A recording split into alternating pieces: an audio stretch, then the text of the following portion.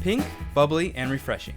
A cold glass of sparkling rosé is a great way to taste the changing seasons. If you enjoy sipping on sparkling rosé, then you have no excuse not to make it at home for yourself. I'm Trent Musho, and this is The Brew Show. Let's make rosé.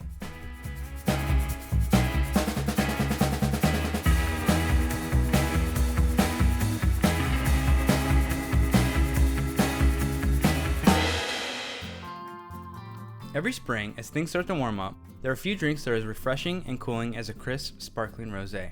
Its light, fruity taste and bright effervescence is the perfect complement to sitting outside and catching some rays. Plus, it's one of my wife's favorite drinks, so it's nice to switch it up and do something special for her. The best part of it all is that this rosé recipe is about as easy as it gets. Juice plus sugar plus yeast, and boom, you got sparkling wine. Traditionally, rosé or blush wines are made through two main methods.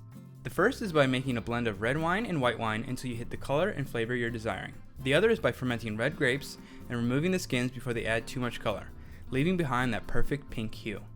Today we'll be blending fruit juices before fermentation to get the color and taste just right. But before we get started, please take a second to subscribe and like this video for more winemaking and wine homebrewing videos like this. Now, let's make some sparkling rosé. This recipe is super simple and can be easily scaled up to any amount you want. Today I'm going to make a 1.75 gallon batch. So for that, I'll need 1.75 gallons of grape juice. In order to get the color just right, we need to blend white grape juice and red grape juice to get that perfect pink hue. For some reason, Beersmith can estimate color of beer, but it can't estimate the color of wine. So we're just going to have to take an educated guess and hopefully we'll be in the right range. I'm aiming for about 85% white grape juice and 15% red grape juice, which for this size batch comes out to about 1.5 gallons of white and a quarter gallon of red. As I've mentioned in my other cider and wine videos, when using juice to ferment, just make sure it has no preservatives that will inhibit yeast growth. They're written on the label as sorbates, sulfites, and benzoates. Now just pour all the grape juice into a sanitized fermenter. I'm using a food safe bucket that I made myself. If you want to know how, check out the link for how to make your own fermenter for under $10. Do you make wine at home? If so, let me know in the comments. What kind of wine is your favorite to make? The juice mix by itself has a gravity of about 1.060, which is totally fine. In the end, you'd have about a 7 to 8% wine.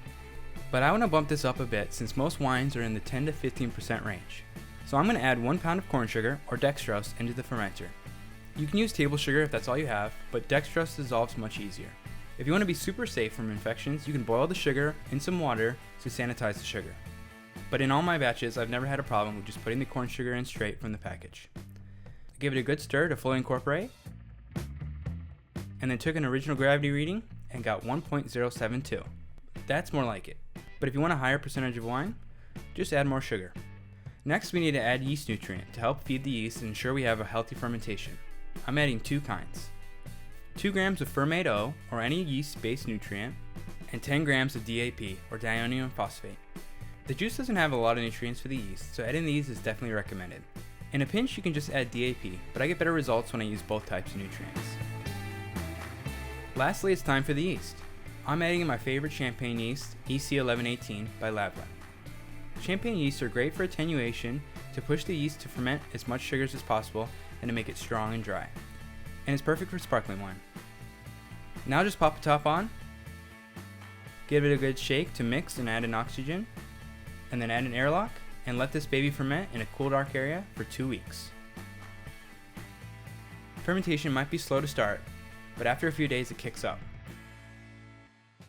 And after the 2 weeks, when I notice the airlock activity has slowed down, I take a final gravity reading and get 0.994. Now that is dry. And that means this wine comes in at 10.3%. We officially have wine. If you want it still rosé, you can stabilize and bottle with normal wine bottles and corks. But I want a refreshing sparkling wine, and I'll show you 2 ways to make your drink bubbly.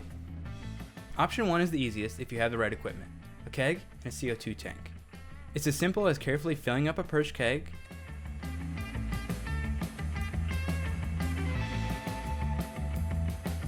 and setting the pressure on it with the perfect amount of bubbles. I find that sparkling wine is much more carbonated than beer, so I usually add about 20 to 30 psi of pressure, depending on how sparkling I want it. The great part about kegging is that if you want, you can stabilize with potassium sorbate and sodium metabisulfite, which will halt fermentation so you can back sweeten with more grape juice. By adding the juice, you can sweeten the wine back up to your liking if it's too dry, and by stabilizing, it won't kick back up fermentation. Also, kegging will get you drinking faster. As long as the wine is cold, pressurizing at 30 psi should only take a couple days to be ready to drink. The second option is the more traditional bottle conditioning method of adding additional sugar, in this case dextrose again, to kick back up fermentation in the bottle and create carbonation. I highly recommend using a priming sugar calculator to determine the right amount of sugar for your bottles, so you don't have any bottle bombs. And I reuse these champagne style bottles that are strong enough to hold the pressure needed. As mentioned, sparkling wine is more highly carbonated, and I'm going for about 5 volumes of CO2 for this batch. And since I'm only bottling a few bottles, I'm going to use this liquid dropper to precisely measure out the priming sugar. I start by weighing out the sugar needed, adding a small amount of water, and then nuke it until it's just about to boil to sanitize the sugar and dissolve it. It's a good idea to pick an amount of water that's easy to divide into the number of bottles you're filling. For example, I'm filling 6 bottles, so I have 300 milliliters of priming solution. Easy math says that's 50 milliliters of solution per bottle. Just pipe it in and fill them up with your rosé. Then just cap them with some champagne corks and wire cages to keep them from flying off. Once they're all filled, put them in a cool dark place for at least 2 weeks to build up carbonation. Then toss them in the fridge. No matter which method you choose, when the time is right and the wine is fully carved up, the sparkling rosé is ready to drink.